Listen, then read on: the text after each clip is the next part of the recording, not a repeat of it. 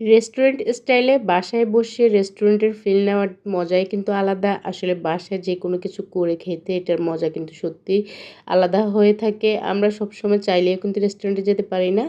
তো এখানে শুরু করতেছি আজকে হচ্ছে যে চাউমিন রান্না করব।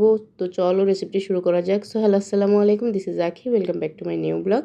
ব্লগে থাকছে কি সেটা তো তোমাদেরকে বলেই দিলাম। বাসায় আজকে আমি চাউমিন রান্না করব। তো আমি ফার্স্টে এখানে কিন্তু একটা পাতিলে পানি দিয়ে দিছি। তো পানিটা যখন একটু গরম হয়ে গেছে মানে সেদ্ধ হয়ে গিয়েছিল তখন আমি চাউমিনটা দিয়ে দিলাম। একটু তেলও দিয়ে দিয়েছি যাতে করে একটার সাথে একটা দলা পেকে না যায়। তো চাউমিনটাকে ভালো করে সেদ্ধ করে নিতে হবে। আমি যে মোটা টাইপের যে চাউমিনটা সেটাই নিলাম।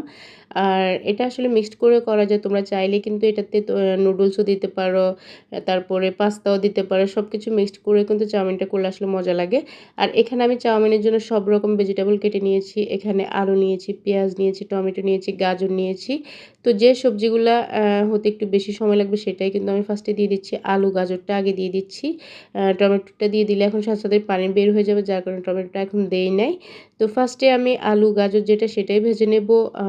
চাউমিনে আসলে একটু সবজিটা দিলেও বেশ ভালো লাগে আরকি। চিকেন, সবজি এসব দিয়ে করলে বেশ মজার হয়। তো রেস্টুরেন্টেও কিন্তু তোমরা দেখো মিক্সড চাউমিন যেটা রেস্টুরেন্টে খাই আরকি আমরা। ওটার ভিতরে তোমার মোটা, মোটা করে গাজর, ক্যাপসিকাম সবকিছুই দেয়। তো আমিও কেটে নিয়েছি সবকিছু এক, এক করে সবকিছুই দিব। তো এখানে পেঁয়াজ কুচিও দিয়ে দিয়েছি, মরিচ দিয়েছি, তারপরে টমেটোটাও দিয়ে দিয়েছি। আলু আর গাজরটা কিন্তু প্রায় মানে ভাজা হয়েছে।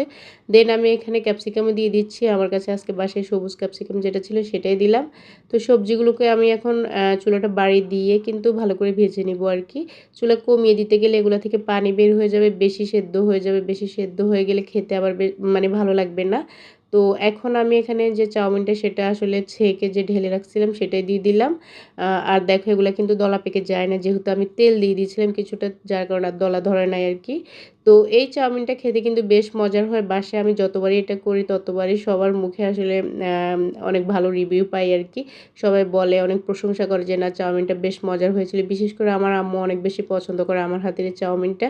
আমার আম্মু তো বলে যে রেস্টুরেন্ট নাকি ফেল করে ফেলি। মানে রেস্টুরেন্টের যে আমি আম্মু আমরা চাউমিনটা কয়েকবার ট্রাই করছিলাম তো ওটার টেস্ট আম্মু জানে। তো দেন আম্মু আমাকে বলল যে না রেস্টুরেন্ট থেকে এটা নাকি বেশ মজারই হয়। আর এখানে দেখো আমি অনেকগুলো চিকেন ভেজে নিয়েছিলাম। সাইডে ভেজে নিয়ে তারপর আমি এখন চিকেনগুলো এক, এক করে দিয়ে দিয়েছি। তারপরে ডিমও ভেজে নিয়েছিলাম ২ থেকে ৩ টা। তো ডিমগুলাকেও দিয়ে দিলাম। সবকিছু দিয়ে আমি এখন ভালো করে এটাকে মিশাই নেব। আর এখানে আমি একটু ধনেপাতা কুচিও দিয়ে দিয়েছি। আম এই তো ধনেপাতা কুচি দিয়ে আমি এখন সবগুলো এখন মিক্সড করার পালা। আর সবকিছুর জন্য আমি এখানে কিন্তু আলাদা করে একটা সস রেডি করে রাখছিলাম। আর সেটাও কিন্তু আমি দিয়ে দিয়েছিলাম সসটা।